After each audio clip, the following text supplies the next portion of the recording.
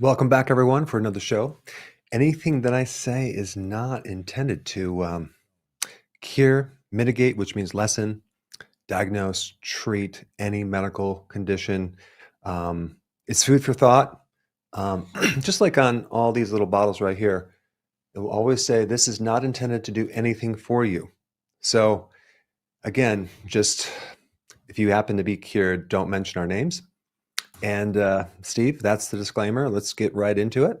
All right, I will say nothing. All right, let's go to Millie P 1310 from Rumble. My vitamin D levels are at 325, and my doctors say that high amounts of vitamin D could cause brain damage. What are your thoughts? Is 325 So, make sense? so you want to is that nanograms per milliliter, or is That's that the interesting. other?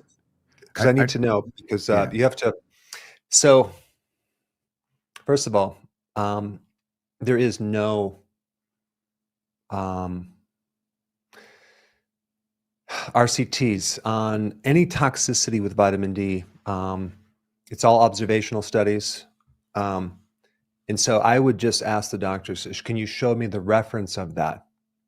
Because, if you're taking the cofactors and you're checking your calcium levels in your blood and monitoring that in your parathyroid, um, that might be a therapeutic range that you want to keep yourself in. I got mine right at like a little over 100, and that's kind of where I want to keep it. But that's just me.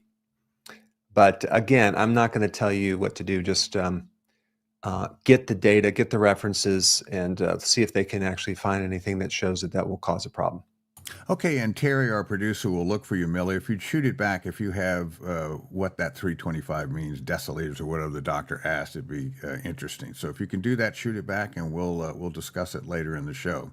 Let's go to Swiss 1291 from Rumble. Could you do a video on the link between red meat derived glycans, if I said that right, and the inflammation of other and the relationship to inflammation and other diseases? Does that make sense? Yeah, I can look at including that information in maybe a part of a video, but I don't think if I did a video on that one topic, I don't know how many people would watch it. But yeah, it's like I might definitely mention it in other videos. All right, very good. Viva, Viva la Revolution from Rumble. I had sessions of physiotherapy to treat neck, jaw, shoulder pain that left me in panic attacks and hypoglycemic attacks. Can massages contribute to hypoglycemia? Huh. Not to my knowledge, it's supposed to do the reverse. But maybe it was a shock to your system. I have no idea what happened with that. But I will say this. I remember in practice, I was doing an acupressure technique on someone that was a diabetic, and they broke out in a sweat, and we checked their blood sugars, and it went down. So it was lower. So I do know that sometimes that can, if the blood sugar is too high, it can drop it if you're working on the body. I've noticed that personally. Okay, let's go to RX Mom from YouTube. Which strains of bacteria are the most effective in addressing SIBO and keeping it at bay?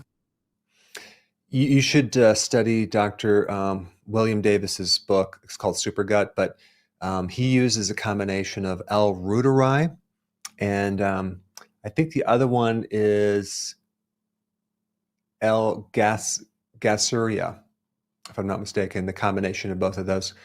And you grow this probiotic and you take it. And he's gotten great success with SIBO as well as small intestinal fungal overgrowth as well. So I would definitely check out his website too. Okay, very good. GIFD, I hope that doesn't spell out something horrible. But anyway, he's from Rumble, or she. A bruise above my right ankle was diagnosed to be lipodermatosclerosis. Despite being on meds for 2 years now, the bruise is still there. Any thoughts on how to eliminate it? I would need more information, but I will say this. If you're having anything with bruising, you want to look at your vitamin K1 level. You also want to look at your vitamin C, make sure that's working.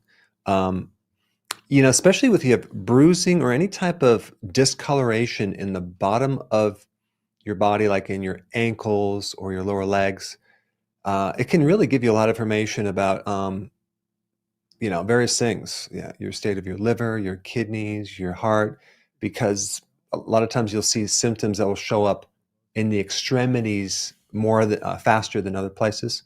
Um, and there's various reasons for that. I've done videos on that. But that being said, there is a lot of great information on anything related to dermatitis as far as skin related. Not that you have that, being a direct link to a low vitamin D situation as well. All right, let's go over to good old HorseMed 2 from Rumble. Please discuss the primary cause of and resolution of emphysema. Ouch. Thank you. Sorry you got that. Well, that's a lung condition, an advanced lung condition. I think that I don't know what caused it. I mean, asbestos, smoking, pollution. I don't know, but I think one thing to do is to take a lot of vitamin D, because the vitamin D helps remodeling of various tissues, including the lung, the joints. Um, and so I would take a lot of vitamin D with the magnesium, of course. And then also, there's a great standard process product for lung conditions, especially something like that. It's called I think it's called Ampliplex. Yeah, that would be really good for COPD, emphysema, and anything related to lung damage. All right, very good. These handles. Accident Prone is writing in from Facebook. What are the best supplements to take after gallbladder removal? Well, just take a gallbladder bile salt, gallbladder support formula with bile salts, because what happens is now you don't have the sac anymore. You just have a little tube, and so there's no storage of your bile, and then you can't release it when you eat. So you just get this constant trickle. Now, I will say sometimes remnants of your gallbladder do grow back over time. So you have that as a possibility. But I would take a bile salt to keep the bile working. But you can tell a lot about what's happening with the bile with your stool. If your stool is light colored or you're constipated, that means you don't have enough bile usually. If you have diarrhea, that means you have too much bile. So you can kind of adjust the dosage. But you want to take bile salts after a meal because it's alkaline, not before, because it can neutralize the stomach acid. All right, short pitch from Facebook. How do we keep ourselves motivated during long-term intermittent fasting and overeating during our eating windows? That's a good question. You really have to change your environment, and definitely do not put yourself in situations because, um, if you're doing it right and you're doing it gradually, your cravings should go away. Your hunger should go away, which will make it easier. But if you're doing it too fast, or you're not reducing your carbs with the meal, and then you're doing a long-term fast, now you have cravings and hunger. Oh my gosh. All it takes is you to watch something on TV to go, oh my gosh, I want a cheeseburger, or I want something to eat. So I would put yourself in a good environment. Make sure you get enough sleep, because lack of sleep can drop your blood sugar. And then stay super busy. That's what I do. All right, very good. Let's go to Randy from Facebook. What is considered too high of a daily dose of potassium? What's your recommendation for a healthy daily dose? I don't think you have to worry about that, because we need 4,700 milligrams every single day. It's hard to do that with food, but with a supplement, you can get something with electrolyte powder with 1,000 milligrams. But think about that. That's 5 scoops of that to reach your daily amount. So it's very difficult. And there's some data to show that our ancestors needed up to 11,000 milligrams of potassium. There's some data that shows that. And in the research that I was looking at that related to the underestimation of or the underimportance, or the not appreciated, potassium purpose in the body for supporting kidney health and blood pressure and heart health. it's one of experiment that you could do. You could just start increasing more potassium, just see how that affects your energy level after exercise, see how it affects your nervous system, your sleep. Potassium is a physiological relaxer, so it calms you down, helps you sleep. It helps. It's like a heart, keeps the heart in rhythm. So it also feeds a certain pump called the sodium potassium pump, which helps the power of the nervous system and the muscle. So a lot of people find the exercise better if they have a little more potassium. Interesting. Rumble stream is, let's see, excuse me. Leah from YouTube, please advise us on the benefits of sea moss. Well, it's kind of a seaweed thing. And so you have a really nice blend of trace minerals that are all in a nice natural, it's not just one, it's all in a natural compound. So you have the iodine, selenium, zinc, and I think it's a good source of trace minerals for many different things. I think one of my favorite supplements, of course, is my own called Trace Minerals. I take 4 of those every single day. I just feel better when I do that. And that's because it has a little bit higher of the key trace minerals in a blend of all the trace minerals. But trace minerals are needed for enzyme activation. Now, I'm talking about all your biochemistry needs these cofactors. And a lot of need certain trace minerals, whether it's building up detoxification enzymes or antioxidant enzymes or chemical conversions from food to energy. I mean, the list goes on and on and on. You need minerals and trace minerals. So I just feel better when I do more of those. So I do 4 a day myself. Wonderful. Okay, let's go to our first question of the day, Dr. Berg. Okay, if you stand up and feel dizzy, it usually indicates what condition? All right, leap on that, audience, as we know you. Now, Steve, I think these are old questions because I don't remember putting that one out, but that's fine. We can keep it there, but just update your questions because I think Terry needs to be involved in this because I just sent him another series of questions. I know. Well, I used his, Dr. Berg. We're getting into the office talk here with the audience, but let me look back there on that computer. In the meantime, let's go back to social media as I study this and see what happened. So let's see. We already did the sea moss, and that was nice. Let's see. ZZ from YouTube, our 17-month-old baby, already has a big belly. Is it too early for a dietary recommendation for a 17-month-old little chubby kid?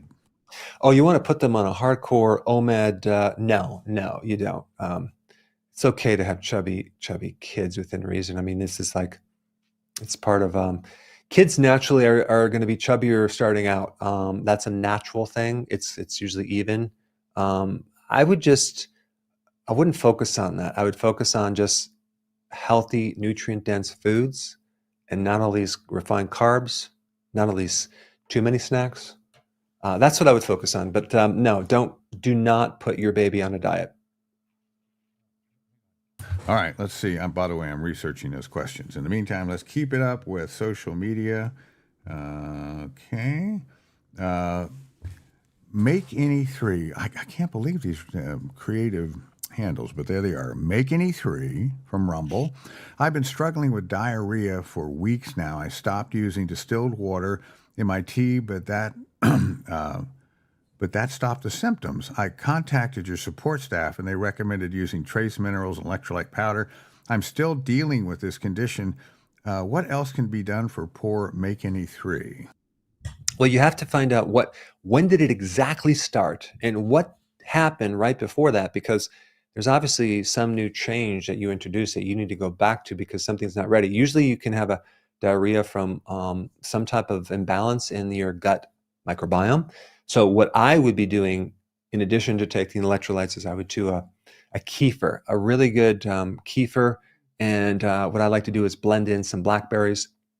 You have the fiber, the prebiotic there, and then you take that as the diarrhea. There's many things that can cause it. Too much bile salts, also too much MCT oil, too much sugar alcohols, all these things, too much fiber, can cause that. So yeah, you need to go back and find out what you changed. But yeah, you do not want to have diarrhea for any period of time. All right. Well, I know the audience is going to be excited to include them in our little brief office meeting. So, Dr. Berg, those are the questions that came through today. Should I ask them, or do we want to bypass that sort of Well, thing? what I'm going to do is I'm going to ask the questions, okay? Excellent. Okay. All right. So the first question is, what is the main issue with focusing on doing sit-ups for belly fat? Okay. And by the way, that is what our first. Oh no, that's No, different. you Okay. said standing up and getting dizzy. Oh yeah. Okay. You know what?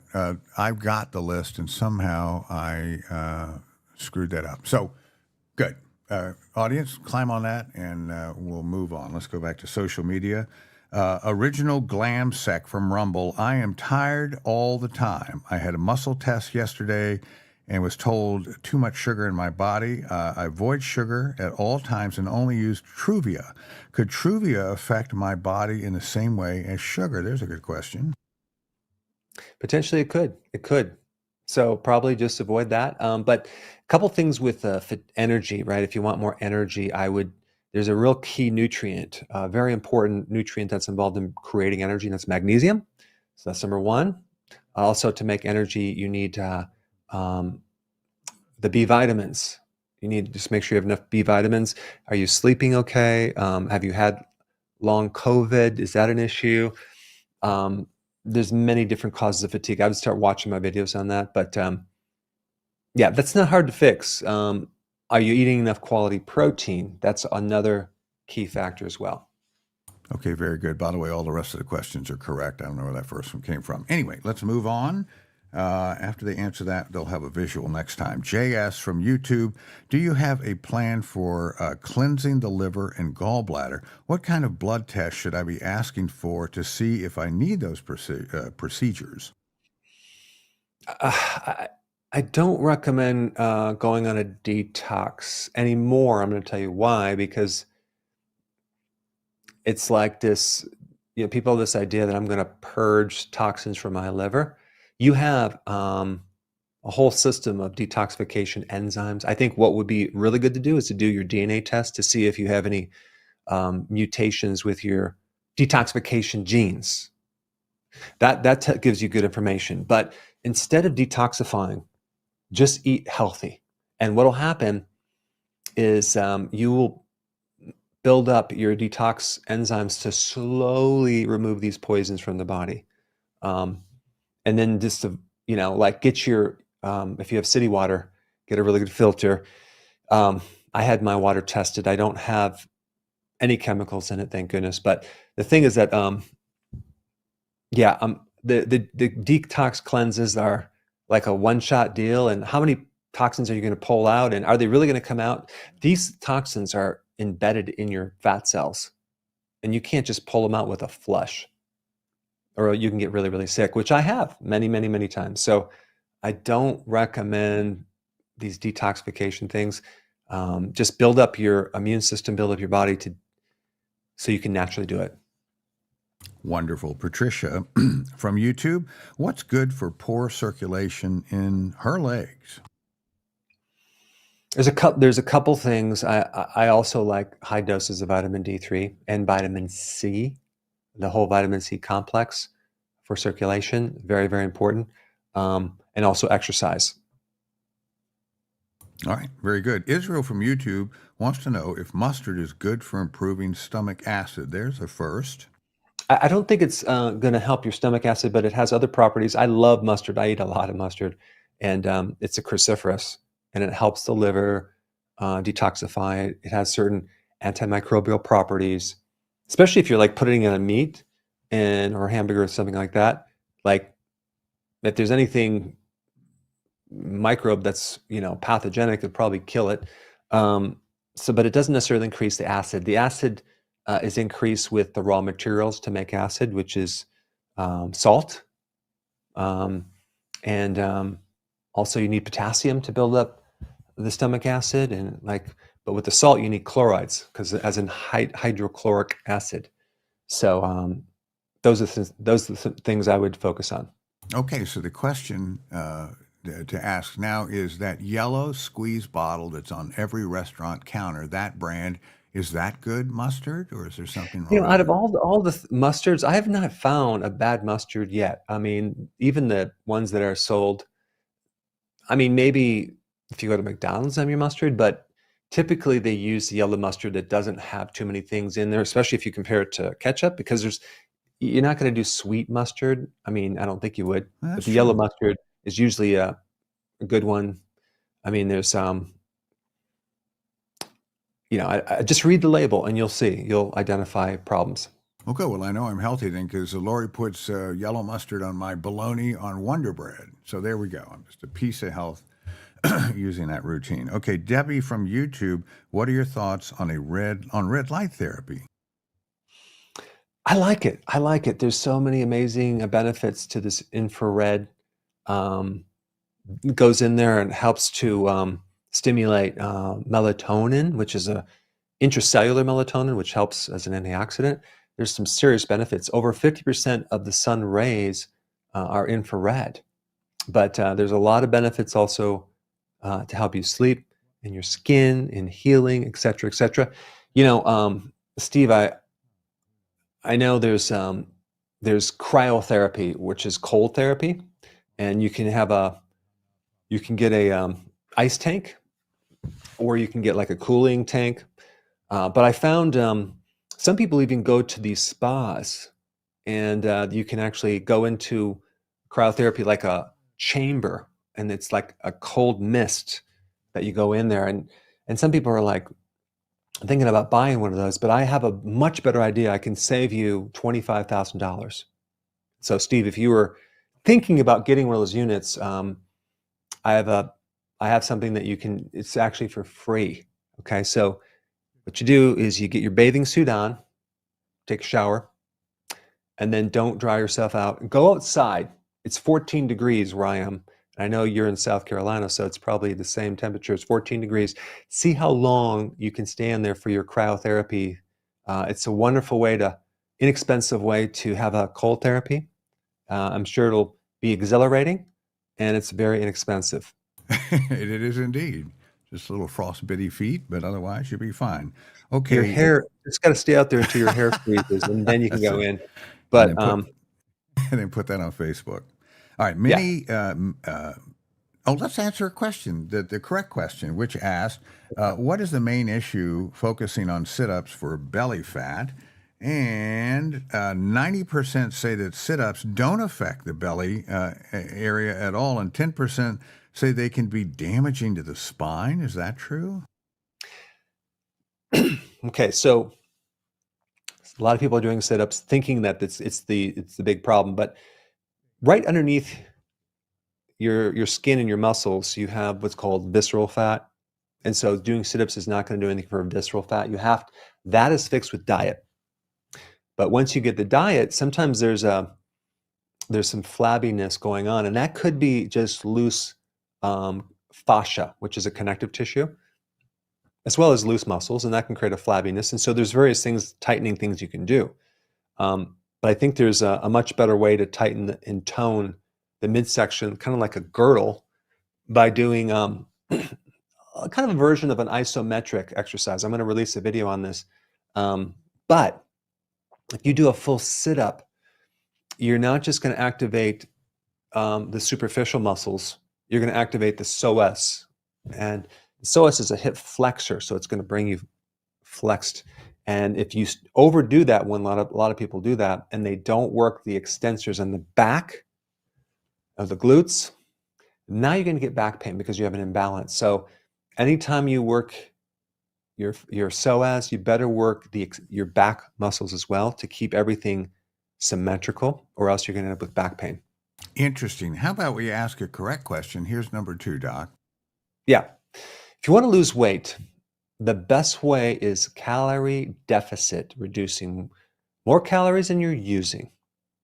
What do you think, audience? Okay, let's go back to social media.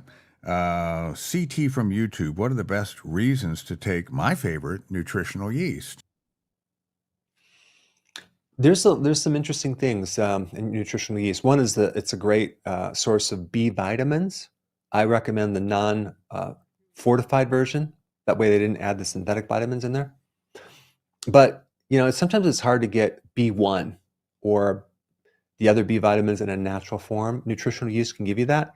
I put it on my salad, my arugula salad. I just had it last night. It gives you all your Bs, and it has also trace minerals in there and even some amino acids.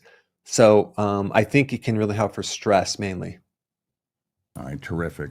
Let's see. Saydow10, who is one of our original ones from Rumble. We thank you, Saydow, for keeping in touch. If I take B12 injections, which cofactors are vital to include full effectiveness? Yeah, good point in that, because in order to use B12, you also need other cofactors. So magnesium is at the top of the list, and so is zinc. Okay, very good.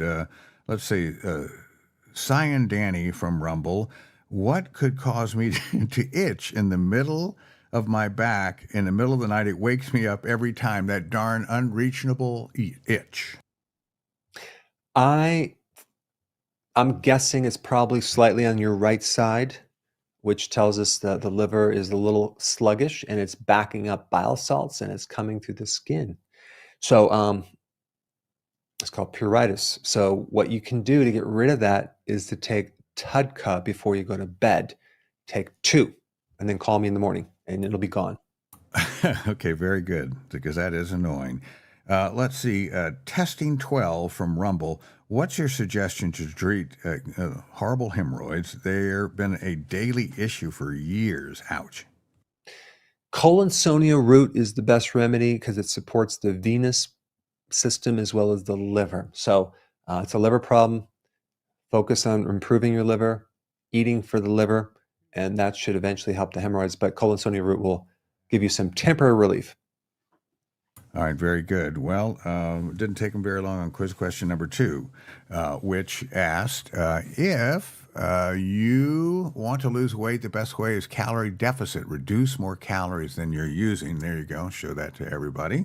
And 95% of our respondents say it's false. 5% say that it's true. Any correct answers there, Doc? Well, this is what's in the textbooks. This is what they say it's true, right? Because it's simple math, but what they're omitting is there's another little X factor. There's a wild variable in there that if that was really true, then you would see people go just reduce their calories and lose weight. I mean, and some people say, well, oh yeah, that happens. I go, well, I was in practice for 30 years, worked on 40,000 people one-on-one. I will tell you right now, the amount of people who cut their calories, maybe it worked a little bit initially and then it didn't work anymore. I've had people on 500 calories and not lose anything.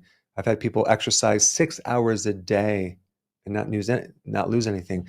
And of course, certain people that have that viewpoint will argue with me and the whole thing. But the thing is, the body is so dynamic. You have this endocrine system. And as soon as you start to do that, your body has to maintain homeostasis. So it's going to adapt. So it's going to adapt to that reduction of calories by making the metabolism a little more efficient, which you might think is slow. And now your body can live on less calories and hold and produce the same amount of energy because it just adjusted how fast those calories are burned. So if you talk to any woman over the age of 50, when did you start developing stubborn weight? It's usually after a series of diets, usually involving cutting calories. So I think you can end up screwing yourself over as far as your metabolism if you do that. I think a better way is this, and I want to make a really important distinction. If you don't treat all the calories equally, and we cut down the calories for carbs, then we can actually reduce insulin, and then the body can start tapping into fat. So now, let's say you reduce your calories, but now you're not hungry. You're not craving. Why?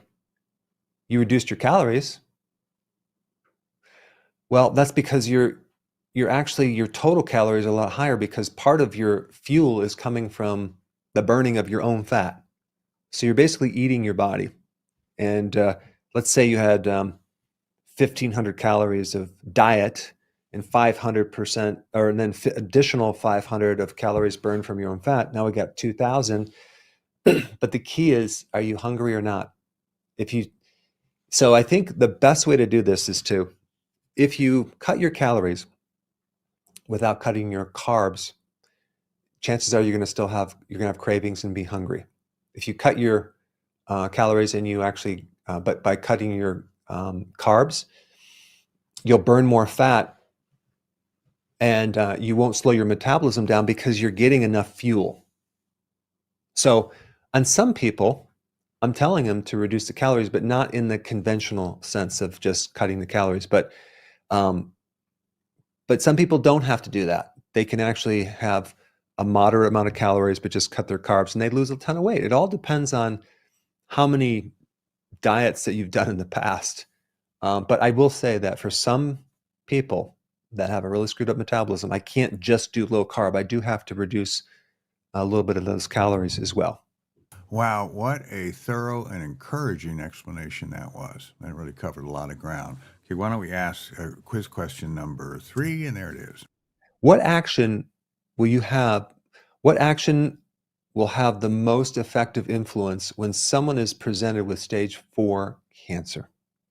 And God bless them for that. Say Sigh, Siri from YouTube. I just read them like they write them. Should breastfeeding mothers be doing intermittent fasting? No, I think I wouldn't worry too much about that, but I think if they have 3 solid meals, enough food, I think that would be great. But I wouldn't try to do a lot of fasting when you're doing breastfeeding or when you're pregnant, because we just want to make sure that that baby is getting everything they need, and it's hard just with food to get all your nutrients. So if you're breastfeeding, you better be taking enough vitamin D, omega-3 fatty acids, the trace minerals, super, super important. Okay, And well, Steve, I have to just mention why it's so important, because especially with breast milk, if you're not getting enough vitamin D, I'm talking like daily 10,000 IUs as a maintenance when you're breastfeeding. What happens is a child could end up with soft bones, and that creates malformations in the feet, in the spine, scoliosis. Um, Probably the kid's going to need braces possibly. So because the muscles are pulling the things out of place, and even like bowed legs or even knock knees. So you have this soft bone and the muscles are pulling things out of place, and you get this weird skeletal system issue, all because you didn't take enough vitamin D. well, easy remedy. Let's take it. A bald man. Now, this man's handle makes sense for the question. Bald man from YouTube. Can you share your thoughts on using tea tree oil to promote hair growth? Mm.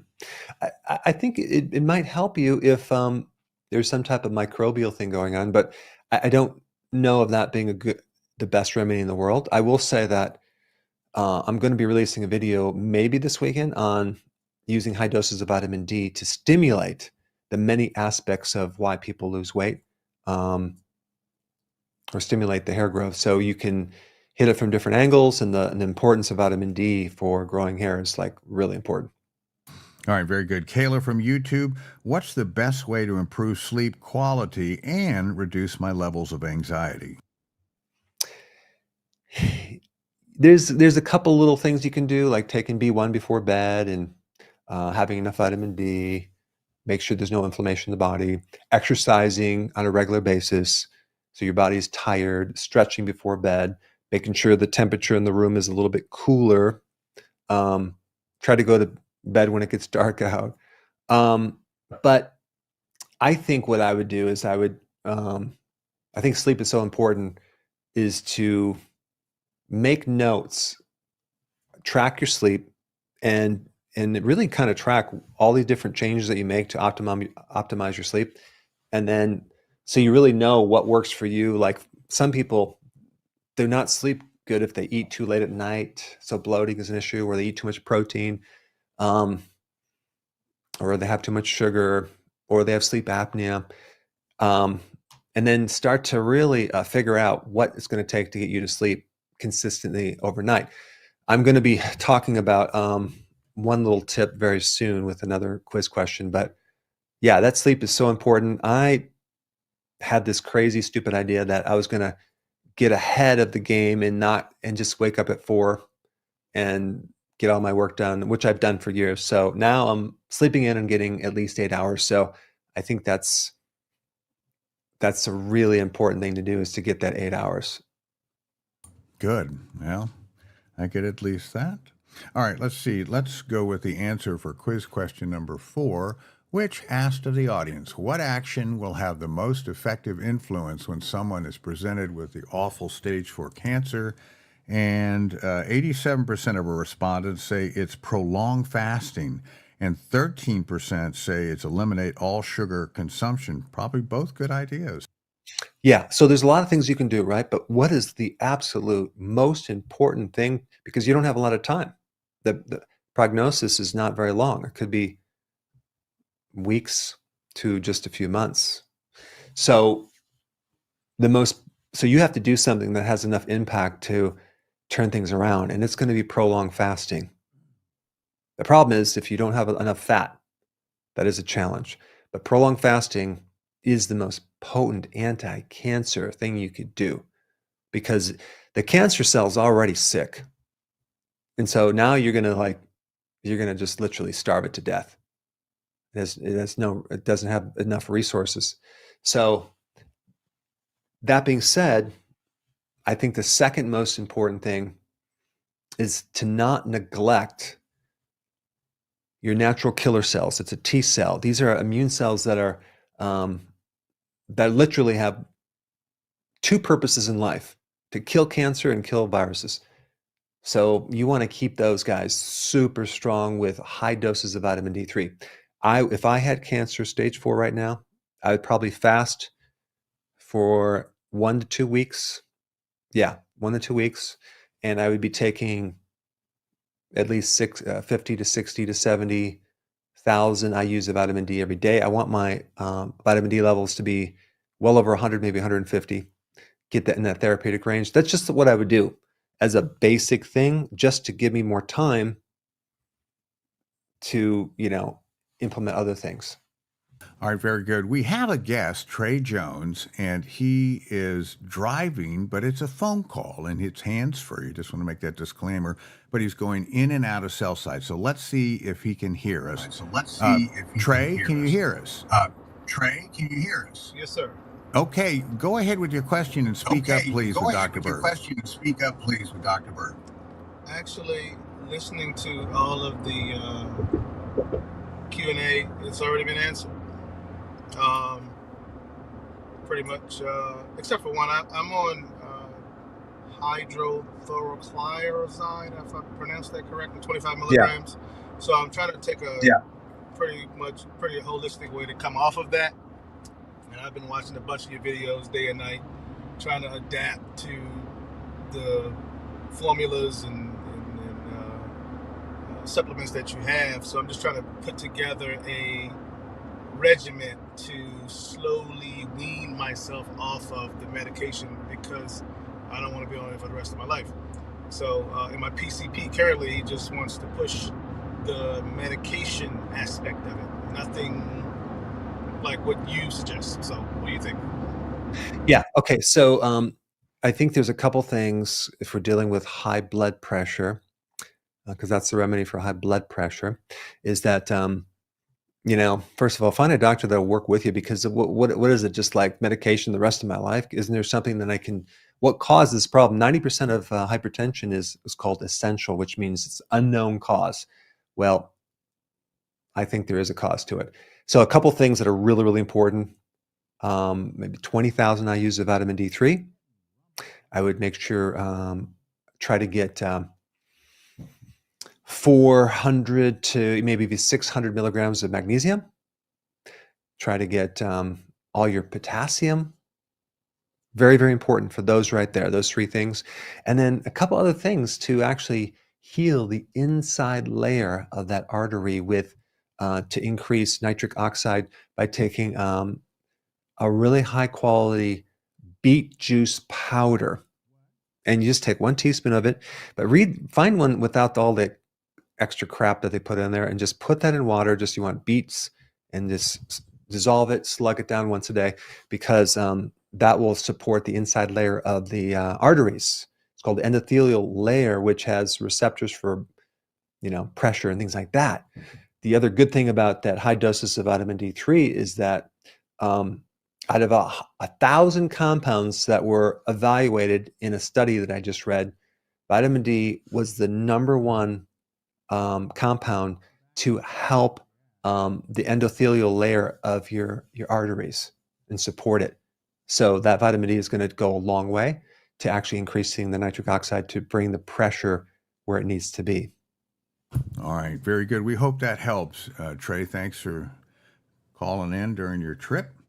And let's see, let's go to quiz question number 4, next to last. And there it is, Doc. Okay. If you're trying to sleep, yet your body is in a stress mode, what is the best thing you could do?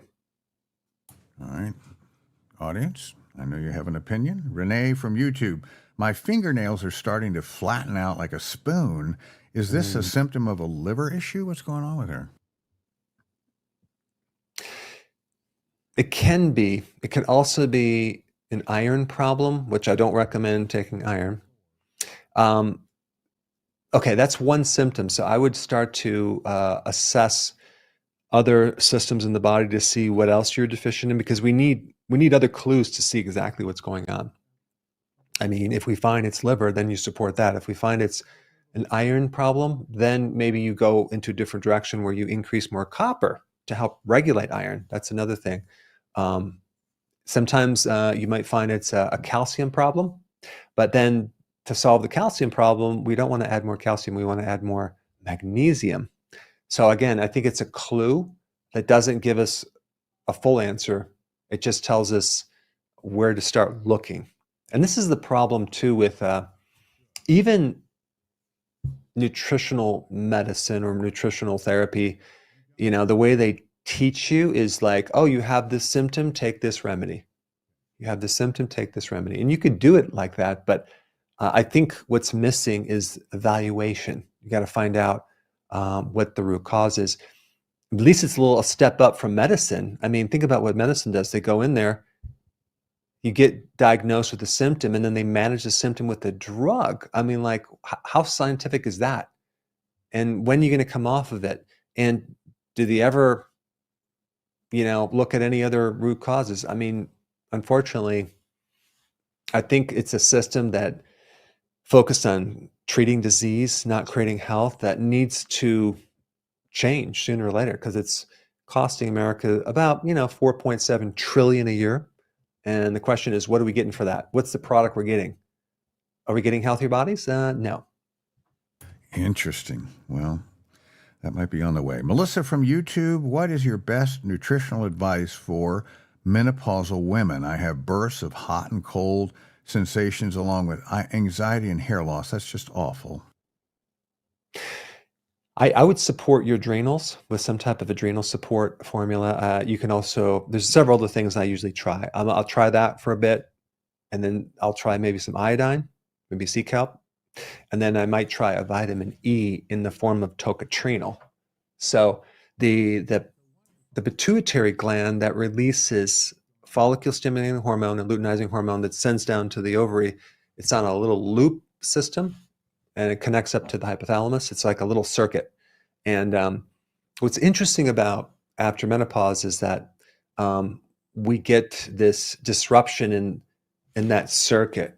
And one thing to kind of get it to be somewhat normal is to make sure you have the raw material for the hormones, and that's cholesterol, so don't go on a low cholesterol diet. And then also to support a vitamin E in the form of tocotrienols to that pituitary, because what's unique about it is it needs that vitamin E for these hormones. And this is why one of the symptoms of a vitamin E deficiency is you have no more fertility, and that has to do with sex hormones. So vitamin E is important for pituitary health. All right. I hope that helps. It's amazing. Of course, we're a U.S.-based show, but boy, it's so great that so many people around the world literally are joining together for a more healthful life under the tutelage of Dr. Berg. So let's acknowledge them. So we'd like to say a good day to all of our viewers. Join us today from the UK, Mexico, Canada, Armenia, Jordan, France, Ghana, Puerto Rico, Scotland, Switzerland, Serbia, Ireland, Thailand, the Czech Republic, Bolivia, South Africa, Germany, Nigeria, Peru, the Bahamas, Portugal, Spain, Greece, Botswana, Italy, Indonesia, Albania, Erna, haven't heard that country before, the Philippines, Terry, if I said that right, New Zealand, Thailand, India, Norway, Trinidad and Tobago, the Netherlands, Chile, Romania, Poland, Japan, Pakistan, and all across these United States of America. So thanks, everybody, for joining in and all for your great questions and participation in the show. It's greatly appreciated, as is your answering quiz questions. So let's go to quiz question. Go ahead. Steve, did I ever tell you that one time I took a trip to Italy and I was standing in line at the Colosseum and there was thousands of people like all over the place. And we're in line for hours and hours. And I happened to just look at the lady in front of me who was on her cell phone. I just happened to glance over there and she was watching a Dr. Berg video. Oh, what are the And odds? I tapped on her shoulder. She turns around and almost has a heart attack. It was so funny. And so, of course, she got a picture and the whole thing. But what are the odds? I mean, the people around the world, they're watching the videos. So that's really cool. Well, frankly, the odds are pretty good based on this list. People are taking notice. All right. So let's see. Quiz question number 4. Let's bring that up and discuss what the audience findings were. 55% of respondents say do slow breathing exercises. 20% say take some magnesium citrate. 15% say drink some milk, and 5% say read a book, and 5% say eat some foods that contain tryptophan. These are all great ideas. Okay. The one I was looking for would be the slow breathing, because that's something you don't even have to get out of bed. I do this all the time and it really works. So what you do is you breathe through your nose and you slowly breathe in for about 3 to 4 seconds. And then breathe out for 3 to 4 seconds. And then over time, try to get that to 5 seconds in and 5 seconds out, and keep your breathing in and breathing out at the same pace. Like focus on the breathing. And all of a sudden you're waking up in the morning. You're like, what? Wow, that just worked, because what you're doing is you're increasing the parasympathetic nervous system, which is the rest and digest. You're relaxing the body, and it's something that you can do to change your nervous system. So I do that a lot, because if you're not sleeping, you're gonna, and if you focus on it, your breathing's going to be off. You're almost holding your breath. So that's one thing, and of course, these other things are great as well. You can take tryptophan before bed for sure. That will help. You can also read before bed, or you can, take magnesium. But the citrate sometimes is best to take in the morning if you're doing citrate. I like glycinate because you get better absorption, and take that at night. That will help you sleep as well. That's become my new warm tea at night. Okay, by the way, we'd like to shout out to India. Erna was a misspelling, and Terry fell on his sword and told us. So India, we meant to acknowledge you, along with now Malta, Jakarta, Estonia, Ethiopia, Uganda, Brazil, Sweden, and Guatemala. Thank you all for checking in too. I'm sure there's more. Okay, let's move on to the next question. Zedico from YouTube, please discuss the best ways to address frequent migraines. If they're cluster type migraines, what I would do is I would up your magnesium, and sometimes you got to get it like 1,600 milligrams a day of magnesium glycinate. That's one thing. I would try that. There's other data that shows that vitamin B2 can help migraines. And then there's another thing that I found that works with some people by just supporting the liver with something like turmeric or milk thistle or something like resveratrol, like something that is really supporting the liver. That seems to work, especially if the person has taken Tylenol for many years and it's just like for their headaches, and then they destroy the liver. And so they want to be taking milk thistle or turmeric. I think milk thistle is like the best. That's like the antidote to Tylenol poisoning. So also realize that anytime you should probably keep a bottle of milk thistle in your cabinet in case you do take any type of Tylenol. You can take that as the antidote to kind of buffer the damage to your liver.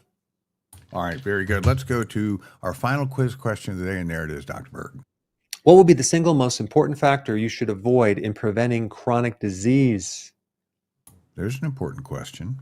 Okay, Essagene from YouTube. Should someone with an enlarged liver take vitamin D and magnesium supplements? I would take that. I would change my diet. I would take high doses of vitamin D3 because chances are you have scar tissue. Chances are you have fat in the liver. So we need to clean that up. Choline is another remedy for a fatty liver, but yeah. So an enlarged liver. The thing about the liver, yes, you can get by on just a small. I mean, even when they do liver transplants, they can remove. I mean, you can basically exist with like 25% of your liver, and then they can give you, it'll grow back. But the problem is, there's a point where it can go too far, and then there's no return. So you're going to have to get a transplant. So take care of your liver, Steve. All right, do my best. Working away on that. Okay, let's go back to quizzy questions. Marisol from YouTube. How can I improve a low-functioning spleen? Can you do that? So the spleen is it recycles red blood cells, okay? And so every second you have 2.5 million red blood cells that are dumping iron, and then that iron is being transported very safely, hopefully, to the bone marrow to make new red blood cells. So I think one way to support the spleen is to take a whole desiccated, it's called whole desiccated spleen supplement, and take that because it's actually glandular spleen, because it has all the parts that you need to support a healthy spleen. I mean, there's other things too, like folate and B12 and the trace minerals, but again, I need more data to evaluate exactly what you need. All right, well, good luck. Ella from YouTube. Can cod liver oil cause an increase in our cholesterol levels? That's interesting. No, I don't think it can. I think it can help lower your cholesterol, but even if it does, I don't think the ratio is going to be that bad because it's so loaded with omega-3 fatty acids. So I'm going to do a video on this today. You can see this is wild caught cod liver bathed in cod liver oil. This has, per 3.5 ounces, I don't know how many ounces this is. Let me see. This is 4 ounces, but 3.5 ounces is about 6,000 milligrams of omega-3 fatty acids compared to salmon, which has 2,000. So this is actually more than salmon if you want omega-3 fatty acids, but it's only going to work if you cut out the seed oils. So super anti-inflammatory, super healthy for the heart. And you claim it's palatable. I love it. I just ate one this morning, or actually before I came out here for my first meal of the day. And I have 2 meals a day. I decided to just go ahead and eat one of those, and I like it. I like it, Steve. It doesn't taste like liver to me. All right, good. That's great. Well, our audience has a 100% participation award today, even though I botched the first question. This is quiz question number 5, our final one, which asks, What would be the single most important factor you should avoid to prevent chronic disease? Do they have an opinion? Yes. 60% of the respondents say it's avoid seed oils, 30% say avoid natural and artificial sugars, and 10% say avoid or keep processed foods to a minimum. This is interesting because what is the culprit behind chronic disease? Is it smoking? Is it drinking? Is it bad genes? Is it stress? We want to know what is the big factor. Well, we have adults on average consume over 56% of their calories being ultra processed calories. Okay, ultra processed calories. Teenagers, it's 67%. Toddlers, 47%. Animals are doing over 50% in their dog food. So, okay, so ultra processed food. What is that? It's a combination of three things, mainly seed oils, sugars, and starches. And they're not even like they're industrial sugars and starches. They're so refined. So, of course, that is the elephant in the room. And it's interesting because the doctors focusing on that in the evaluation? They don't even have time to ask you about that. So here we have the drug companies who are providing drugs for the side effect of ultra processed food calories. I mean, like, and then the doctors don't ask it. So you see the whole thing going round and round and round. So it's just so obvious to me what's going on. And then, of course, manufacturing companies will have like healthier versions of the Pop-Tart, right?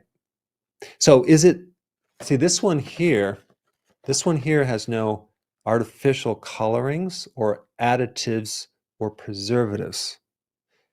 Now, does that make it a lot healthier than this one?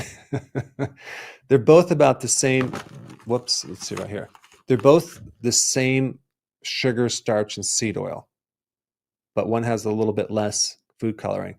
So you got to look at like, these are about the same, okay? They're going to create the same effect in your body. They're going to create chronic disease, whether they have colorings or additives or not.